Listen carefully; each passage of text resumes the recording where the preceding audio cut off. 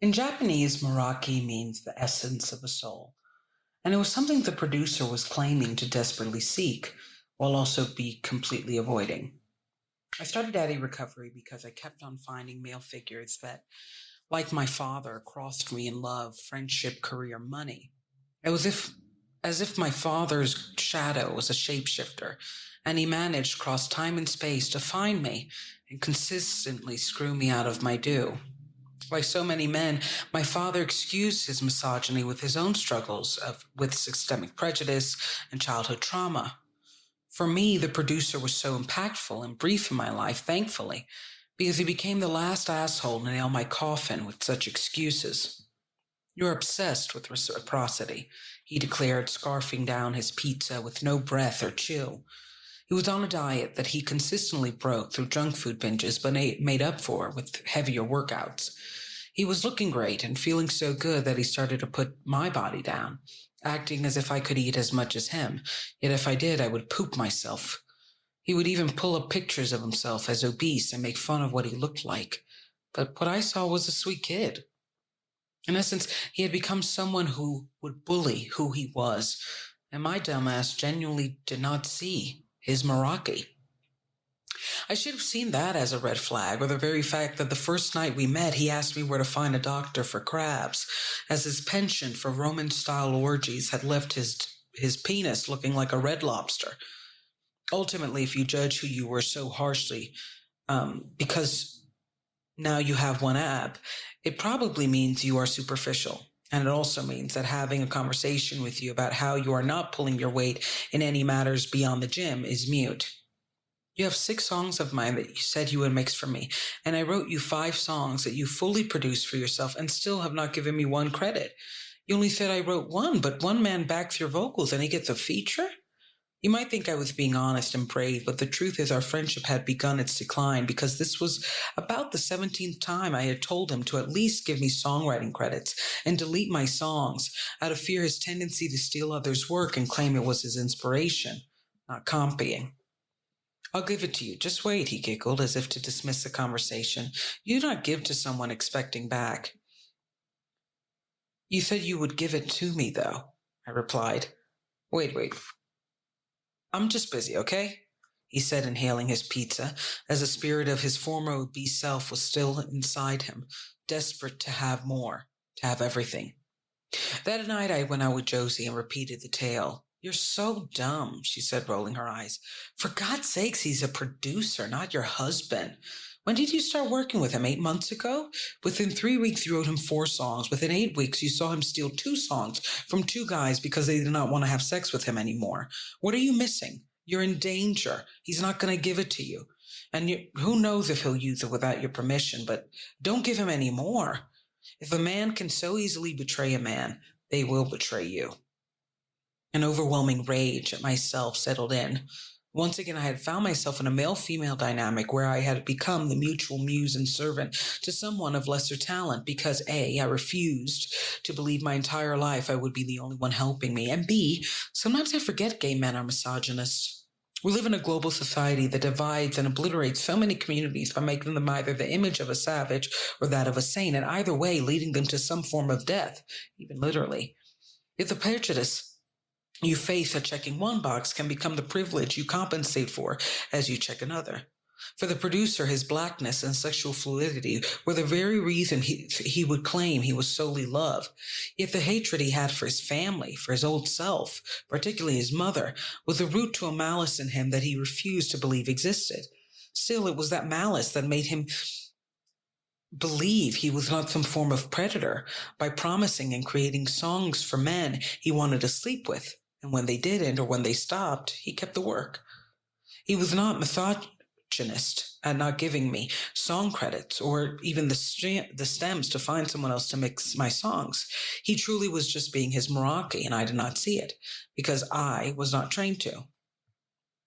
The producer could not sing for his life, and he was a horrible songwriter, eager to write songs of depth and sexual nuance that felt either too oblivious or too obsessed over random details, like a sweater on a bed. Still, I encouraged him. When his flat notes via extensive singing lessons became less flat, I applauded. If the only thing he truly was skilled and I could learn that. He was tech savvy, and I could learn that. I was just so tired.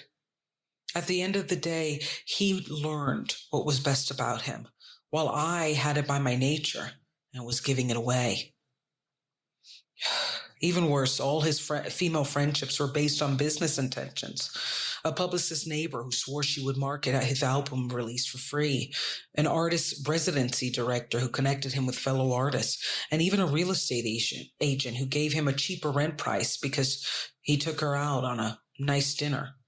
He remarked how he did not really like these women, but they were giving him opportunities that he needed to finally live off his music.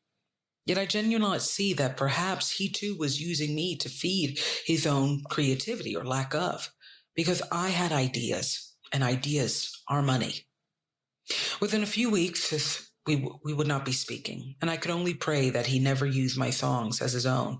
Yet he triggered my eyes to see how much I fell for miraging, the name I call the act of illusory behavior a narcissist has when they understand their prey is chasing what they think they will get and not realizing what they actually are.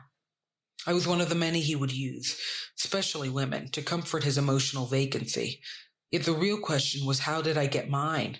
When did I become this person that truly did not use her talents or believe her talents were for her? So the producer is a title you're going to hear a lot, and it's a conglomerate of a lot of producers. And in this episode, the producer represents somebody I mentioned the humor of how Taylor Swift's latest album is about that guy, that lead singer of the 1975 that technically she only dated for a few months. And they were laughing because for, I'm sure, a lot of women, I think TikTok calls it limerence. I think when you're so determined to heal, you just think healing is the determination not to feel bad anymore.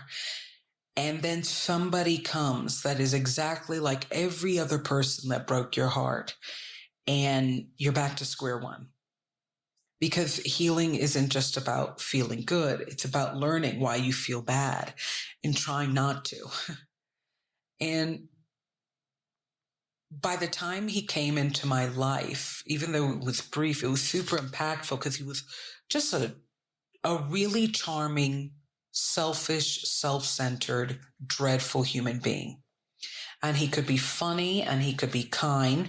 And if you were in crisis, he could be helpful. But the problem was, I'm not always in crisis, thank God.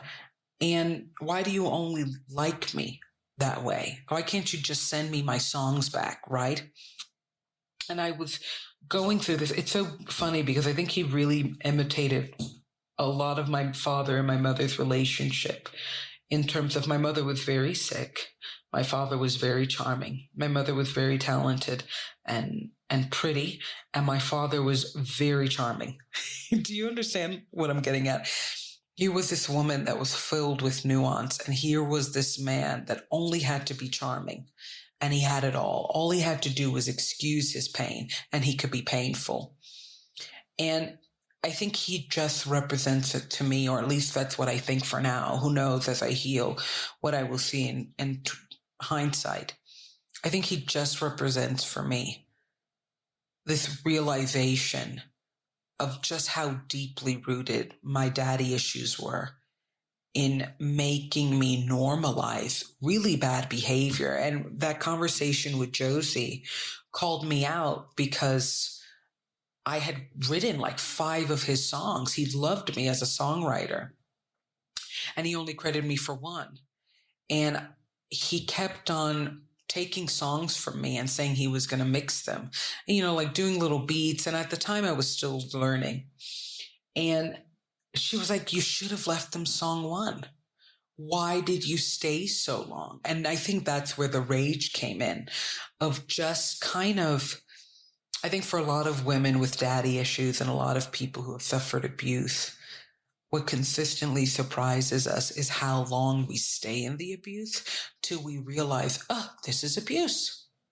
This is what I saw him.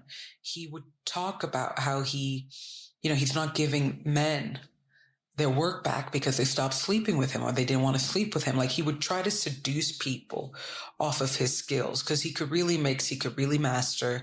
He worked in tech, so he just knew the tech side. And for people like me who are creative and emotionally drained, the tech side is just like, I will pay you, just mix it, please, for the love of God. Because it's something that I've noticed recently. I am so burnt out from living an entire life where I had to figure out everything by myself, from being raised so independent that I'm just like, my childhood was work, study, getting scholarships, trying to prove I'm a good kid to my parents. Like my childhood had requirements. And what I realized now is that I'm almost lazy. And I was talking about that with a friend. Trauma makes you lazy. I don't want to do anything anymore. I dream and I don't go for it because my whole life has been work and working to please everybody. And now that it's my turn to please myself, I'm exhausted. I'm just like, take a nap, girl, take a nap. And I was extremely paranoid he would take my work. And sometimes I have to tell myself, you know what? I'm a songwriter, I'm a creative, and I'm learning. I'll be okay.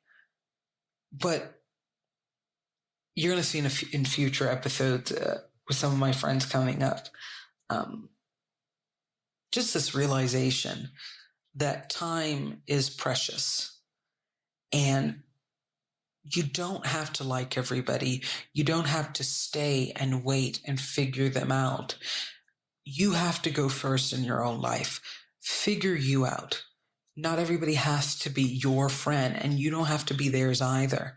And I think the power of selectivity is something that I started to learn after him, of just, and I've said it in the knock knock basis, I just don't have to let everybody into my life just because they knocked. And he was definitely a launching pad into me realizing that.